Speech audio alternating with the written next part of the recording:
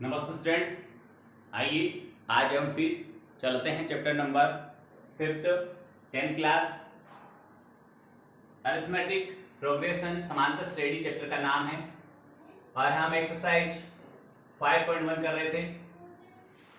इसके कुछ डाउट्स हमने सोल्व कर लिए थे। आगे बढ़ते हैं। आज हम आगे ये है हमारे पास कि थर्ड नंबर जो डाउट था 5.1 का, उसके हम सवाल सोल्व कर रहे थे। उसमें ये देखना था कि क्या यह एपी है या नहीं है। तो एपी है या नहीं है, इसको चेक करने के लिए हम प्रत्येक क्रमागत पदों के बीच का अंतर ज्ञात कर रहे थे। आगे वाले पद में से पीछे वाले पद को घटा घटा कर दो क्रमागत पदों का अंतर, जिसे सार्वअंतर कहते हैं, वो ज्ञात कर रहे थे। यदि वो सार्वअंतर सभी पदों का समान है तो वह श्रेणी एक समांतर श्रेणी कहलाती है। और यदि सभी पदों के बीच का अंतर, जिसे सार्वअंतर कहते हैं, वो समान नहीं है तो वो श्रेणी समांतर श्रेणी नहीं है। और समांतर श्रेणी है तो उसके आगे वाले चार पद भी हमें लिखने थे। ये काम एक्सरसाइज 5.1 के तीसरे सवाल में करने थे। मैंने इसके एक दो सवाल आपको बताए भी थे पिछले वीडियो में। आज फिर से कुछ बचे हुए सवालों में से कुछ दो चार सवाल आपको और एक्सप्लेन करता हूं। कोई डाउट हो तो मुझे कॉल करें और फिर हम आगे 5.2 में चलते हैं। आइए, हमारा सवाल सिंपल वे के चल रहे थे। थोड़ा सा मैं अलग हट के सवाल लेता हूं। जैसे ये है अपने पास में 2 √2, फिर √8, फिर है अपने पास में √18 और √32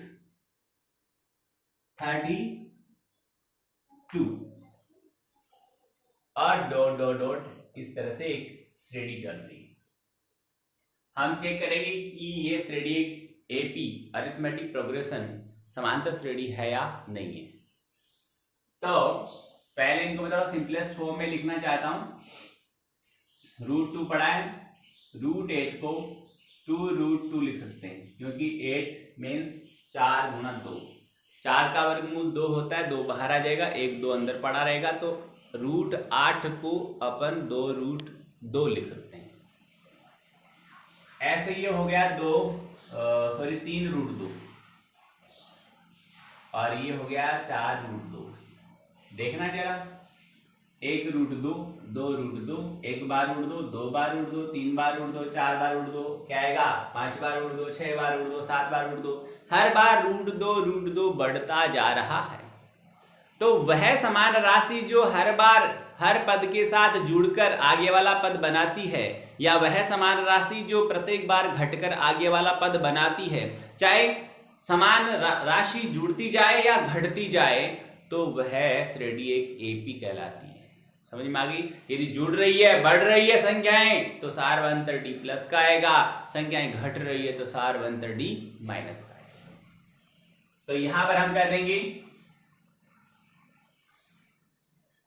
भाषा के हिसाब से ऐसे लिखना है, सार्वअंतर डी, सूत्र वही लिखना है, a2 - a1। आगे वाले में से ही पीछे वाला घटेगा, चाहे आगे वाली संख्या घटने वाली हो, चाहे कम हो, चाहे ज्यादा हो।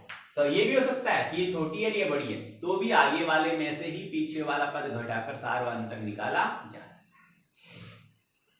बराबर a3 - a2 और a4 - a3। इसी तरह हम सबको बारी बारी से घटाते जाएंगे। यहां पर देखो सिंपल है, 2√2 -1√2, यहाँ 3√2 और -2√2, यहाँ 4√2 -3√2। यानी हर बार घटाएंगे तो डी का मान सब पदों में √2 समान ही आएगा। ओके, तो यहाँ लिख देंगे प्रत्येक पद का अंतर समान है, इसलिए दी गई श्रेणी एक समांतर श्रेणी है। और इसके आगे के चार पद तो देखेंगे तो यहाँ से एक एक बढ़ रहा है, तो 4 पद निकालेंगे तो 5√2, 6√2, 7√2, 8√2, आगे इस प्रकार हम लिख देंगे। फिर आगे बढ़ता हूं, एक सवाल जस्ट इसके आगे पढ़ा है, ए ऐसे पढ़ा, a 2a 3a, सिंपल सी बात, समझ में आ रहा है, एपी है। हर बार ए बढ़ता जा रहा है, सारवंत डी ए हो जाएगा। और उसके बाद एक लास्ट सवाल इसका ऐसा पड़ा है, 3 है, फिर 3 प्लस रूट 2 है, फिर 3 प्लस 2 रूट 2 है, फिर 3 प्लस 3 रूट 2 है। हर बार रूट 2 बढ़ रहा है, देखो इसमें रूट 2 नहीं था, फिर रूट 2, फिर रूट 2, फिर रूट 2, फिर रूट 2, हर बार रूट 2 रूट 2 रूट 2 बढ़ता जा रहा है। तो समान मात्रा में संख्या बढ़ रही है, इसलिए ये श्रेणी एपी होगी, समांतर श्रेणी होगी। और सेम वैसे करेंगे, डी निकालने का हम आगे वाले में से इसको घटाएंगे तो 3 से 3 कट जाएगा, रूट 2 आएगा, इसमें से इसको घटाएंगे 3 से 3 कट गया, 2 रूट 2 में से 1 रूट 2 गया तो 1 रूट 2 बच गया। यानी इस तरह से डी निकाला जा सकता है। आगे के पद भी आप 4 बता सकते हैं कि यहाँ पर 3 रूट 2 है तो आएगा आगे 3 plus 4 root 2, 3 plus 5 root 2, 3 plus 6 root 2, 3 plus 7 root 2, इस तरह से आगे के पद भी चलते जाएंगे। तो ये हुआ हमारा 5.1 कंप्लीट हुआ। जरा गौर से देखें, आप कोई दिक्कत हो तो बोलें। अब हम आगे बढ़ते हैं। 5.1 कंप्लीट हो गया, 5.2 पे चलते हैं। 5.2 में nवें पद पे आधारित सारे सूत्र सवाल होंगे। तो देखो वो है 5.2 और सवाल ले लेता हूं मैं। पहला ले लेता हूं, समांतर श्रेणी 2 7 12 है।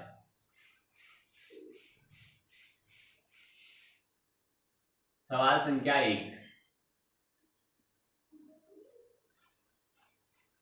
और उसका भी पहला 2 7 12 2 2 डॉट का 10वां पद ज्ञात करना है। तो देखो यहां पर लिखेंगे आप सबसे पहले प्रथम पद कितना है वो बताएंगे, जिसे ए कहते हैं, वो 2 है। इसी तरह पूरी भाषा लिखे सवाल करना है। सार्वंतर डी कितना है, 7 माइनस 2 बराबर 5। और पदों की संख्या यानी कितने नंबर का पद आपको ज्ञात करना है। पदों की संख्या या number of term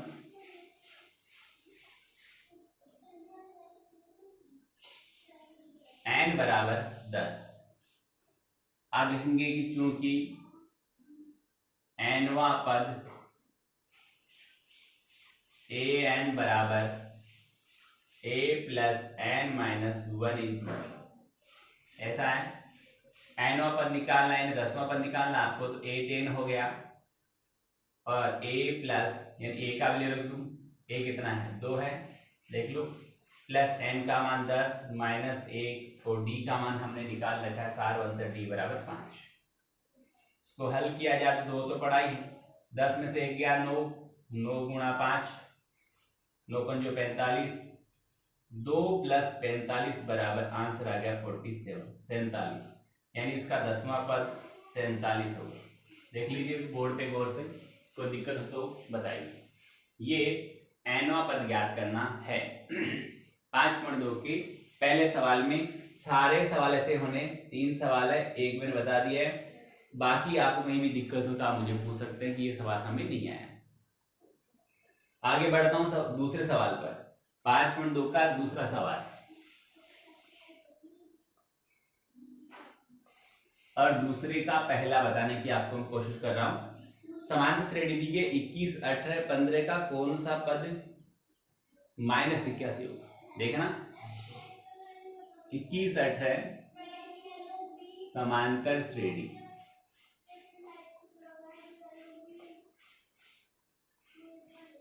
21 18 15 dot dot का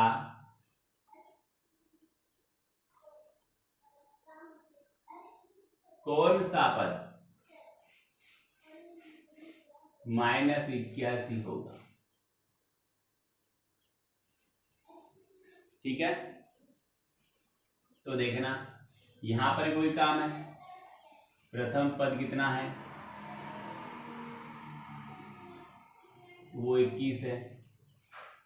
सार्वंतर कितना है, डी वो 18 माइनस 21 है, यानी -3 आ गया।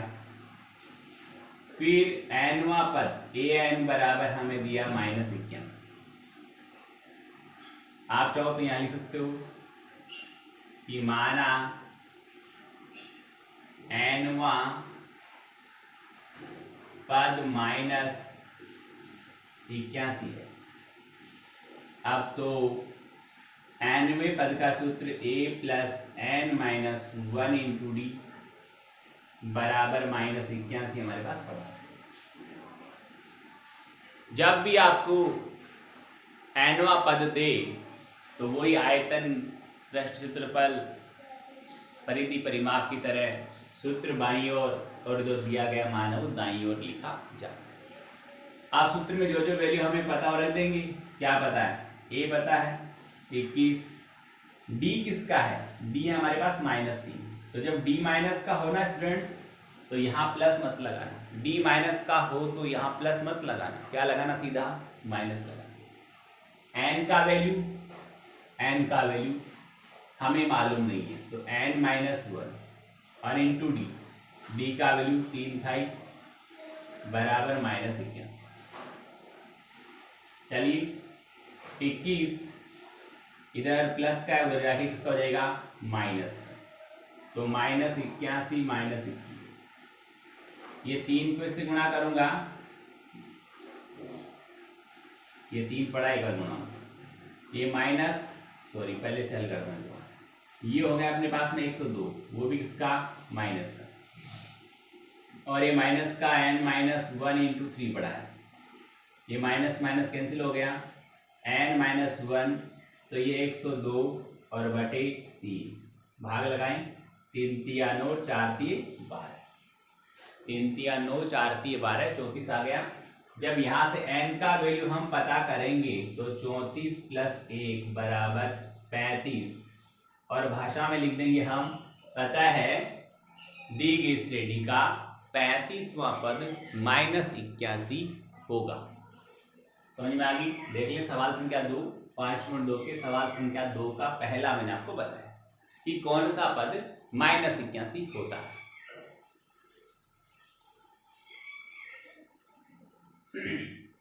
देखिए आगे बढ़ता हूं मैं।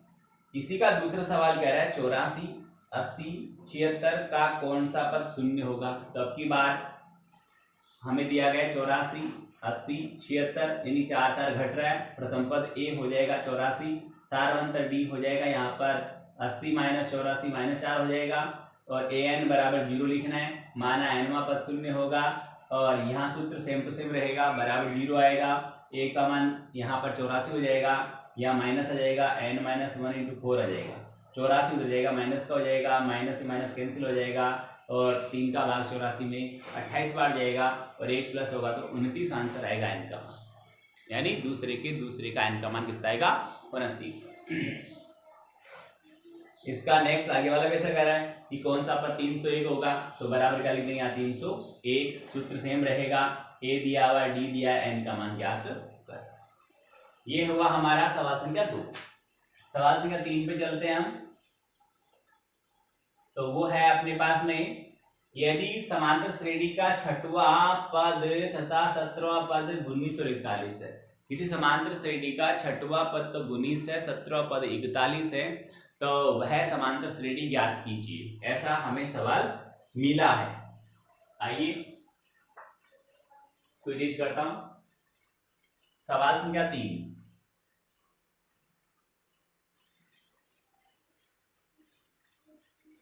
सवाल संख्या 3 चल रहा है, और हमें दिया हुआ है कि एक, चलो कुछ भाषा लिखना चाहो लिख देता हूं मैं, थोड़ा सा लिखना चाहो तो, माना किसी समांतर श्रेणी का प्रथम पद ए सार्वंतर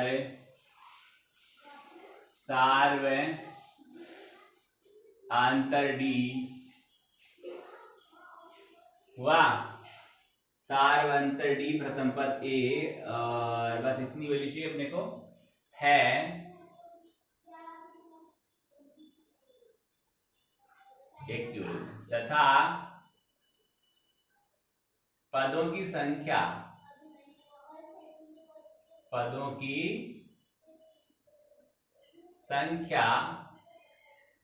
n है, तब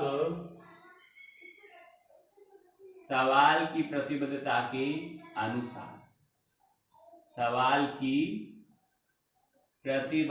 के अनुसार लिख देंगे हम कि हमें कहा गया है कि A6 इज इक्वल 19 है, यानी A प्लस 5D होता है। ये कल अच्छे से समझाया, समीकरण संख्या 1। फिर कह रहा है छठवां और पद था 17वां, तो A17 इज इक्वल 41 है, शायद 41 ही हो गए। तो A17 होता है A plus 16D is equal 41, ये समीकरण संख्या 2।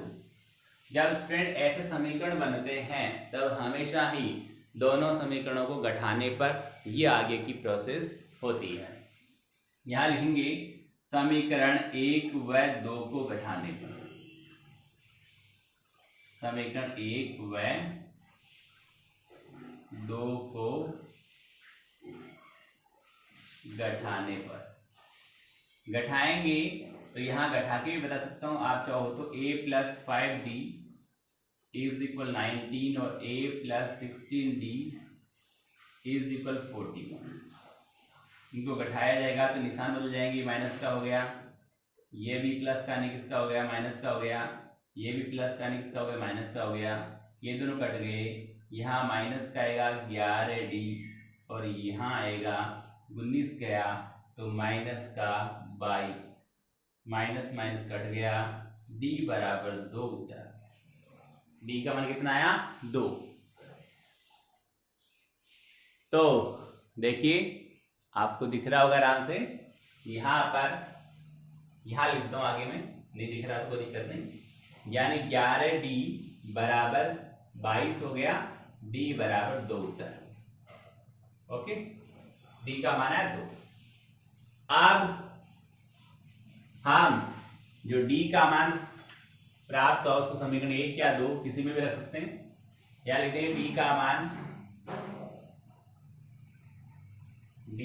मान समीकरण 1 में या 2 में किसी में भी आपकी इच्छा उसमें रख दो, में रखने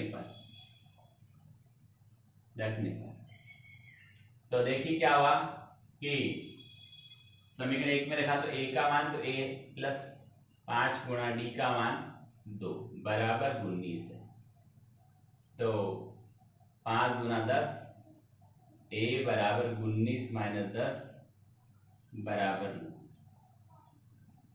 ओके, समझ में कहानी, A का मान आ गया, D का मान आ गया, तो श्रेणी क्या बनेगी, श्रेणी क्या होती है पता है ना, अतः समांतर श्रेणी।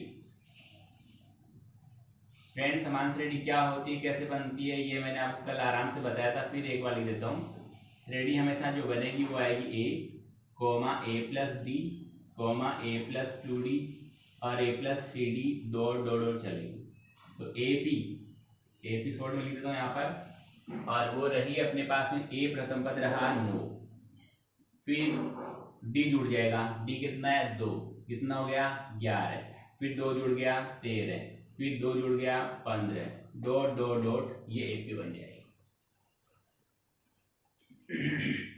ये हो गया हमारा सवाल संख्या 3, देख लें बोर्ड पे आराम से। उसके बाद मैं सवाल संख्या 4 की बात करता हूं कि समांतर श्रेणी के तीसरे और 90 पद क्रम से 4 और -8 है, इसका कौन सा पद शून्य होगा। बहुत ही अच्छा सवाल है, इसको मिटा देता हूं, देख लिया होगा आपने।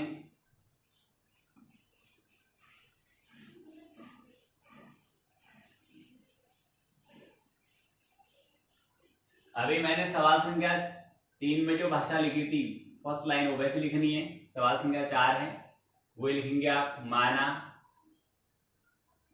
माना किसी एपी का प्रथम पद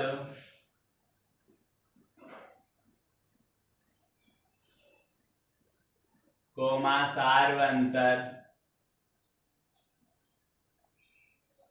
तथा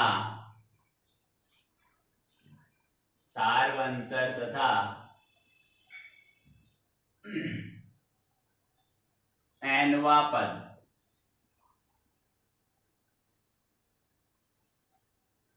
एन है, तो सवाल की प्रतिबद्धता के अनुसार कह रहा है हमें कि तीसरा और नौवा, तीसरा बोले तो a3 इज इक्वल 4 है, तो a प्लस 2d हो गया, समीकरण संख्या 1 आया। और नवा पद a9 माइनस 8 है, तो ये हो गया a plus 8d is equal minus 8, ये समीकरण संख्या 2। वही सवाल वही काम, समीकरण 1 को 2 घटाने पर देखो, घटाओगे तो नीचे वाले पदों के निशान बदल जाया करते हैं, ये बदल गया, ये a से a कट गया, माइनस का 8, अब प्लस का नहीं रहा, किसका हो गया माइनस का। इन घटाने पर नीचे वाले पदों के निशान बदल जाते हैं, और जो निशान बदलने पर नए बनकर आए हैं वो ही निशान माने जाएंगे, पहले वाले नहीं माने जाएंगे। तो ये 2d प्लस का और 8d माइनस का, तो माइनस के 6d बच गए यहाँ पर, और ये 8 प्लस का और ये 4 प्लस का, तो 12 हो गए। d का वैल्यू आ गया 12/6 बराबर माइनस का 2। ये d का वैल्यू समीकरण 1 या 2 किसी भी जहां आपकी इच्छा वहां रख देंगे, वहां से 1 का मान आ जाएगा। और कौन सा पद शून्य होगा, आप चाहो तो अभी आगे भी कर देता हूं उसको, कि d का मान समीकरण 1 में रखने पर लिख देंगे, भाषा मैं नहीं लिख रहा हूं, आप लिखेंगे। तो a प्लस माइनस हो जाएगा, d का मान तो माइनस का है ना अपने पास 2 बराबर 4 है, ये 2 गुना 4 माइनस का हो जाएगा, प्लस का हो जाएगा, a का मान आ गया 8। कौन सा पद शून्य होगा, माना nवा पद शून्य होगा, माना nवा पद शून्य होगा, ये भाषा आपको लिखनी है। nवा पद शून्य है तो an is equal 0, a plus n minus 1 into D is equal 0। a का वैल्यू हमारे पास 8 है, d है वो माइनस का 2 है, इसलिए माइनस का निशान लगा दिया मैंने यहाँ पर, और बराबर 0 है। ये 8 उधर गया, 8 उधर गया तो माइनस का हो गया, माइनस माइनस प्लस हो गया, n माइनस 1 इंटू 4 हो गया, n इज इक्वल 5, यानी पांचवा पद क्या हो जाएगा, शून्य हो जाएगा। स्टूडेंट इस प्रकार हमारा 5.2 हुआ। सबको अच्छी तरह वीडियो देखना है, पढ़ाई करनी है, मेहनत करनी है, होमवर्क करना है और होमवर्क सबमिट करना है, ये मेरी सबसे अपील है। थैंक यू, धन्यवाद।